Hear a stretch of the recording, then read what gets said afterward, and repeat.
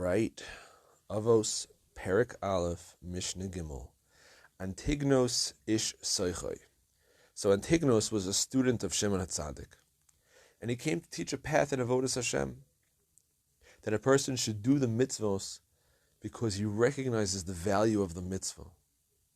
He recognizes the high level of a mitzvah, and out of love for Hashem, that Hashem made us kiddushanu mitzvos. He made us holy with His mitzvahs.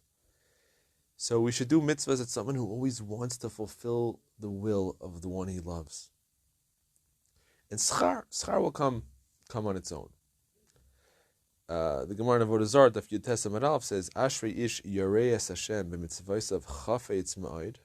Right? How fortunate, how happy is the man who fears God and desires His mitzvahs very much. There's a pasuk in Tehillim Kaf Yud Beis. B'mitzvaysav v'lo b'schar mitzvaysav. This is a person talking about a person who wants the mitzvah itself, not the reward for the mitzvah. It also says in the Sifri, Parshas Eikev, maybe you'll say, I'm going to learn Torah to be rich, or to be called a Rebbe, or to get Schar Olam Haba. No, the pasuk in Devarim, chapter 30, pasuk Vav says, La'ahavas Hashem Elokecha. Everything you're doing should be done out of love. And as we'll see, of course, also in addition to love, you also need Yira, as we'll see in the Mishnah. So Antignos ish Socho, he was from the city of Socho, or perhaps he was ish Socho, the man of Socho. He was the man, he was the leader of the city, according to the Rambam and Meiri. So Kibel mi Shimon HaTzadik, he received the Masorah from Shimon HaTzadik. He was a student of Shimon HaTzadik, and he led the academy after Shimon HaTzadik passed away. This is in the middle of Bayit Sheni. Hu haya omer, and he used to say, Al tiyu kavadim hamshamshin es harav al manas lekabel pras. Do not be like servants who serve the master in order to receive a pras.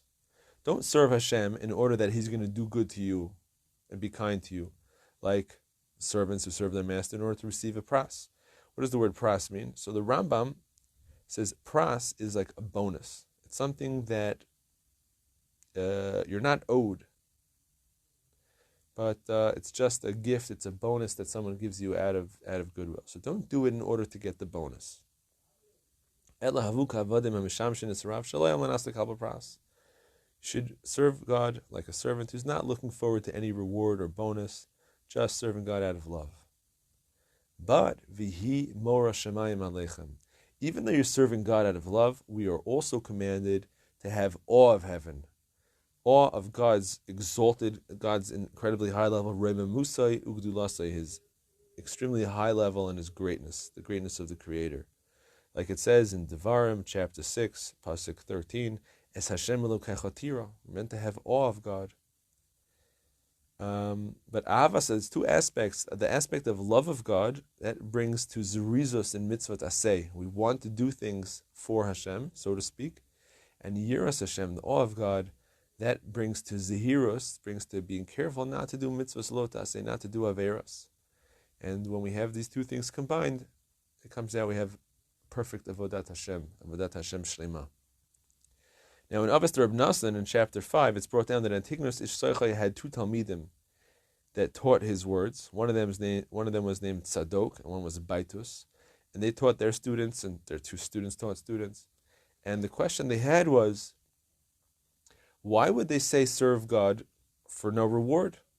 Does it make sense that if someone does work all day and doesn't get paid at the end of the day? He says if they knew that there was another world, they would never have said this. So it must be they held there's no other world, there's no Olam Haba.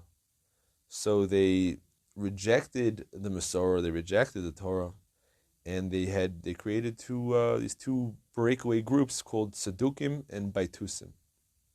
And regarding this, the pasuk in Hosea, in chapter 14, verse 10, says, Ki yisharim darchei Hashem, v'tzadikim yelchu bam, u'pashim yikashtu bam. The ways of God are straight. Tzadikim walk down them, and the pashim, the sinners, or the rebels, they'll stumble on those very same roads, those very same straight roads. Because Antignos never intended to say there's no such thing as schar and oynish. Certainly not. What he was just trying to do was encourage his students to serve God out of love and out of awe. Just love and awe itself. Because that's a level of avoda which is much higher and much greater. and it lifts up a person to be an Oved Hashem with be'emes. And of course, schar is going to come. So I saw brought down also that actually in Avos Reb Nassan it says very clearly that Antigonos taught that there is schar in Olam Haba. But the Tzedukim and Baitusim, they did not believe. They even though they heard that Antigonos said there is reward of Olam Haba, they didn't believe in Tchias HaMesim that the body is going to come back. Because he said if Antigonos believed that the body itself is going to come back and be rewarded, then he wouldn't say serve without any intent of getting reward. He said it must be that Antigonos believed that their body will not come back. And if that's the case, the body that does the work in this world, how could it not get paid? But of course, we do believe in Schar V'Onosh, and we should be blessed to serve God just for the mitzvah itself. Like Rabbi Nachman points out, it says schar mitzvah mitzvah. The schar for a mitzvah is that you're doing the actual mitzvah itself, just the honor of serving God itself.